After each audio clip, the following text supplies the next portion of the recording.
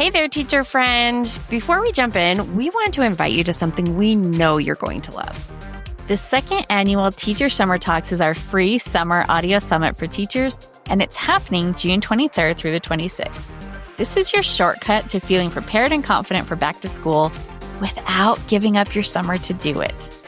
We've gathered over 35 amazing teachers to share quick, practical tips that you can actually use so you walk into next year feeling calm, clear, and totally classroom ready.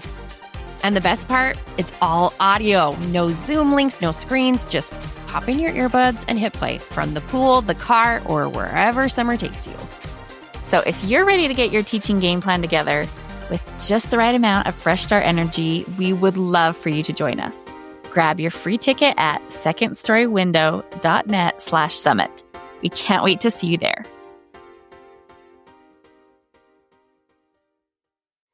This is episode 202 of Teacher Approved. On Thursdays this summer, we are sharing a weekly Can't Miss Classic, one of our favorite teacher-approved episodes that is full of timely takeaways. We handpicked these Can't Miss Classic episodes to be ones we know you'll want to hear this summer as you recover and prepare for a new school year. All right, a quick note before we dive into today's episode. If you're listening to this in your flip-flops with no idea what day it is, you are in the right place. And honestly, we love that for you. This episode is one of our all-time favorites because it captures exactly what summer feels like for teachers. Magical 1 minute, confusing the next, and we dive into all of it. The joy, the weird time warps, and, the sudden urge to alphabetize your spice rack. We're walking through the 10 stages of summer break, and yes, there are 10, and how to actually thrive in each one. Whether you're basking in stage 1, elation, or panic Googling classroom themes in stage 8. This episode is for you. It's light, it's real, and hopefully it helps you laugh and breathe a little easier. So kick back, refill that iced coffee, and let's revisit the summer roller coaster together. Yeah, let's get into it. You're listening to Teacher Approved, the podcast helping educators elevate what matters and simplify the rest. I'm Heidi. And I'm Emily. We're the creators behind Second Story Window, where we give research-based and teacher-approved strategies that make teaching less stressful and more effective. You can check out the show notes and resources from each episode at secondstorywindow.net. We're so glad you're tuning in today. Let's get to the show. We are 2 weeks into June, which means if you're not already enjoying the paradise that is summer vacation, you're close to it. Unless you teach year-round, of course. Or live in the other hemisphere. So if it's not summer break for you right now, you have our condolences. But for the rest of us traditionalists, we are in the high water mark of the year, those blissful early days of summer. Curriculum map? What's that? Faculty meetings? Never heard of her. If only the whole summer was as magical as early summer, that would be such a gift. But, as Robert Frost wrote, nothing gold can... Hey, no. No quoting poetry on summer break. Fine. We are in summer break, but, summer is a fickle beast. She comes in many forms. So today we are sharing the 10 stages of summer break as a teacher and how you can thrive in each of them. And it was really easy for us to come up with these because we have lived through all of these stages ourselves. And I think they'll be familiar to most of you. So first off, we have the golden, precious baby that is stage 1, elation. Oh, the bliss, the giddiness. Turning off the alarms. Oh, like my heart is so happy just thinking about it. Tossing your teacher bag into a corner. Standing in a grassy meadow and spinning in circles like you're Maria in The Sound of Music. It's a magical time. It really is. Short of being acquitted of a crime I didn't commit, I don't know if I can imagine another scenario where joy and delight just bubble over like they do on the first day of summer break. And there's nothing we can do to make this stage of summer break any better. It is perfection, no notes. Yep, so live it up because it fades fast. Ooh, protect the vibe, Emily. Sorry. There's no need to come in with reality. We are riding high. Well, it's okay because the second stage of summer has a good vibe of its own. This is the stage we're calling ignorance, aka the slug life. If you have to stop and figure out what day of the week it is, you know you are happily in stage 2. Just a hint, if you are listening to this episode the day it comes out, today is Monday. Though if you're listening to this after that, we can't help you. Sorry. It's fine. Time is just a construct anyway. So what if you wear the same outfit for 3 days in a row? It doesn't smell yet, so you are fine. But let's just do an itty bitty check-in and make sure you're actually relaxing and not just drifting. You absolutely should be taking it easy. Just be careful that relaxing doesn't become zoning out. Now, zoning out has its benefits, but if it's keeping you numb instead of helping you recover, it's not the best way to spend your precious summer days for too long. You don't want to stay in this for too long. There are 4 types of summer recovery, according to me and Emily. First, we have relaxation, where you indulge in what makes you smile, laugh, or feel carefree. That might be checking out while you scroll on your phone or checking in by catching up with a good friend. But besides relaxation, you might need to refresh or connect with the activities that make you feel like yourself. Maybe that's gardening or cooking or learning a new skill. You might also want to make time to refocus. This is where you rediscover the things that keep you grounded. That could be meditating or spending time in nature or with the people you love. And the last type of recovery is to recharge or dive into the activities that get you excited and energized. If you want support in keeping your summer relaxation from turning into summer drift, we have a tool that can help. Check out the show notes for a link to our digital end-of-year roadmap freebie. There is a page in this that walks you through each of the types of recovery and then helps you identify which is most beneficial for you. And as your exhaustion hopefully starts to ebb, you probably are finding that you're heading into the 3rd stage of summer, which is productivity. This is Energizer Bunny mode. Watch me go. Look at everything I'm going to get done. This is where you swear you are finally going to tackle all the projects that you didn't have time for during the school year. I have bought 15 new resources from TBT and made 3 trips to Target, and I'm going to be on top of it this year, baby. Ready to feel calm, confident, and classroom ready for fall? Join us for the 2nd annual Teacher Summer Talks, a free audio summit packed with practical tips from over 35 real teachers.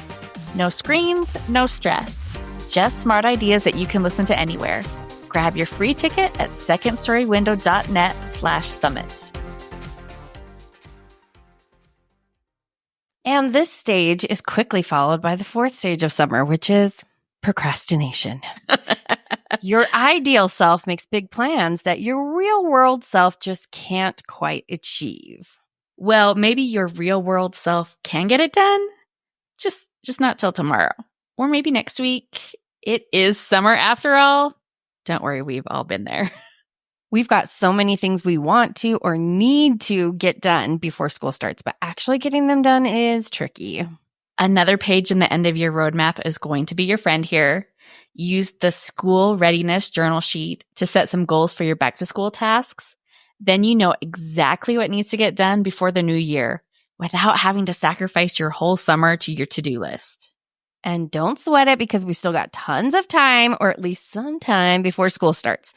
Okay, well, maybe not some time, but we've definitely got a little time. Wait, are you in the denial stage of summer? What happened? Did you just see your first back to school commercial? Yes, and it was for fall clothes, even though it's 95 degrees outside. I did not like it. I'm actively avoiding any reference to school starting. Well, you can pretend you don't know, but the nightmares know. Don't remind me. Last night I dreamed it was the first day of school, but I couldn't figure out how to get there. And by the time I arrived, the kids had scattered and were nowhere to be found. Well, watch out, because that means that you are headed for the 6th stage of summer break, regret. Are you now thinking of everything you planned to do, but did not in fact do? Well, that stings a little. I was going to get so much done. Productivity guilt is a real feeling, but just because we feel it, it doesn't mean it's the reality of the situation. Let's see if we can reframe this. Instead of thinking about everything you have yet to get done, think about what you have already accomplished this summer. Relaxing is productive. You need to rest, especially after a school year. What else have you accomplished this summer? Maybe you drove a friend to the airport or restocked the snack drawer 3 times a day for your ravenous children. Maybe you read a good book or caught up on your favorite TV show or did a puzzle. Just because you're not doing school-related tasks doesn't mean you're not being productive. Those are all worthwhile ways to fill your time. And anyway, everything is fine because I bet you've got the perfect plan for what you're going to do next, right? Uh-oh, I think we're into stage 7, bargaining. If you are intensely focused on what you or others should do differently, you are definitely in the bargaining stage. At this point of summer break, it is easy for regret to morph into, I'm going to be better energy. I'm doing things differently this year. I am going to pack all of my lunches on Sundays, and my team is going to collaborate every week, and I am going to keep up to date on my grading. The problem with bargaining is that it's putting your energy in the wrong places. Your focus is scattered into all the things you want to fix, like you're plugging leaks in a roof, but every time you get one covered, a new leak appears. If your roof is leaking that much, the leaks aren't the problem, the roof is the problem. It's so easy to fixate on what feels urgent that we ignore what's important. So turning back to our end of year roadmap resource, we have a page for your to-do list. Brain dumping every single task that stands between you and the first day of school can be a huge relief, but the tasks aren't what really matters. Right. Let's not focus on the leaks. Let's focus on the roof. At the top of the to-do list is a journal box that asks, my goal for back to school season is to feel blank. Your answer to this question will help you determine what matters most. This is your big picture. Or in this analogy, it's your roof. The next question on the to-do list will help you identify what you need to do to keep the roof from leaking. In order to feel that way, I need to prioritize blank. For most of my back to school seasons, I thought my goal was just to be done. I had my massive list and I needed to just check off everything I could before I ran out of time. It's kind of like a race to the finish line. My Julys and Augusts would have been way less stressful if I had stopped to reflect for a second and realized that my goal wasn't to be done, it was to feel ready. And like thinking about it, I just kind of want to cry for my poor little tired teacher self who was doing so much but doing it all backward. The things that would have helped me feel most ready, like setting up my room, preparing for the open house, and planning the first day, were my very last priority. Instead, I was more focused on finishing my big projects like planning a year's worth of writing lessons or preparing my math centers. Our sweet custodian Marla worried about me every year because school was about to start and my desks were still stacked in the back of the room. She'd poke her head in and just kind of like with a puzzled look be like, what are you going to do? And I would just shrug and tell her that it was going to get done one way or another. So overhauling your writing curriculum and preparing your math centers were all good goals, but you ended up sacrificing what was essential to feeling ready for what was optional to feeling ready. It created a perfect storm of stress and exhaustion and overwhelm. And that is how we end up in the 8th stage of summer break, which is where we panic. This is the point where we toss out our perfect to-do lists and we scramble to complete whatever is most urgent. The feeling that there just aren't enough minutes in the day has a name. It's called time anxiety. That might lead to the sense of urgency where it feels like you have to do everything all at once. You're more likely to snap at people, and the only thing you can focus on is the enormity of everything in front of you and how stressed out you feel. Okay, truth-telling time. Put your hand up if you have ever felt that way. I feel like I'm feeling that way right now just thinking about it. I got both hands up. So what happens when we hit the panic stage of summer break? We are going to name it to tame it. You know advice is valid if it rhymes. Rhyming makes everything better, except this next part doesn't rhyme, but it's still good advice. So when you've got that tension headache and your heart is racing, name what you're feeling. Tell yourself you're feeling anxious and that it's totally normal. Then pause for some deep breathing. Breathing is key to stopping your nervous system's overreaction to stress.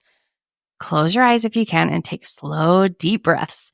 When you feel anxious, your amygdala, the part of your brain that controls your fight or flight response, is in overdrive telling your body you're not safe. Pausing to breathe allows your prefrontal cortex to take over and make some rational choices. I sounded really smart then, didn't I? I was very impressed with that. If you have named your feelings and taken your deep breaths, I think I need a breath now. But if you're still feeling a little panicky, you might need a nudge to get back into the present moment. Anxiety is often tied to overwhelm about the future. But since we have yet to invent time travel, even though I've specifically asked for it, trying to fix the future is impossible. We can only control what is happening right now. One way to do that is to stop for 2 or 3 minutes and scroll through your photos on your phone. Looking at happy memories can do wonders for our nerves. And look at all the fun things you did this summer. The 5-4-3-2-1 technique is also handy. Look around and name 5 things you can see, 4 things you can touch, 3 things you can hear, 2 things you can smell, and 1 thing you can taste. Connecting with what's happening around you can help ground you in the present moment. Phew. I don't know about anybody else, but I'm feeling much calmer already. I think I'm ready for the district kickoff conference. It's a pointless waste of time when I should be in my classroom, but what can you do? I think you have reached stage 9, acceptance. Well, grudging acceptance. Nobody will ever convince me that spending half a day listening to a motivational speaker, I'm doing air quotes right now, is the best use of time 3 days before my students show up. I am very motivated at this point. Thank you very much. Just let me get to my classroom to work because I got some stuff to label. And then once you finally get a chance to get all of the folders neatly stacked on every desk and you see that list of names, the anticipation starts to creep in. This is it. The wonder of Christmas Eve, wishing on birthday candles, and 4th of July fireworks all rolled into one. We've reached the end of summer break, but we've saved the best for last. The thrill of excitement that comes with the start of a new year is stage number 10. And it is magical. Getting to put faces to the names that you have spent days looking at, getting a fresh chance to be the teacher you dream of being. It's the best. I mean, it's absolutely exhausting, but it is absolutely wonderful too. But we aren't there yet. Let's head back to stage 2 for some lounging around for a little while longer. Yes, please. More lounging for everyone. What stage of summer break are you in? We'd love to know all about it. Come join the conversation in our teacher-approved Facebook group. And there you have it, your official guide to the 10 weird and wonderful stages of summer break. Wherever you are, poolside, couchside, or deep in a classroom Pinterest rabbit hole, we hope this episode brought you a little joy and perspective to your day. We've got more hand-picked can't-miss classics coming your way all summer long, episodes that are designed to meet you right where you are, sandals and all. Until then, stay cool and maybe resist the urge to reorganize your entire bookcase. Or don't. No judgment. If this episode resonated with you, we'd love it if you shared it with a fellow teacher who could use a laugh too. We'll be back next week with another can't-miss classic to help you start the school year strong. Until then, you've got this, and we're cheering you on. We hope you enjoyed this episode of Teacher Approved. I'm Heidi. And I'm Emily. Thank you for listening. Be sure to follow or subscribe in your podcast app so that you never miss an episode. You can connect with us and other teachers in the Teacher Approved Facebook group. We'll see you here next week. Bye for now. Bye.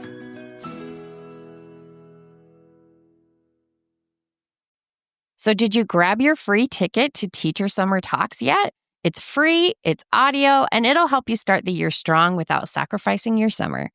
Get your ticket at secondstorywindow.net/summit.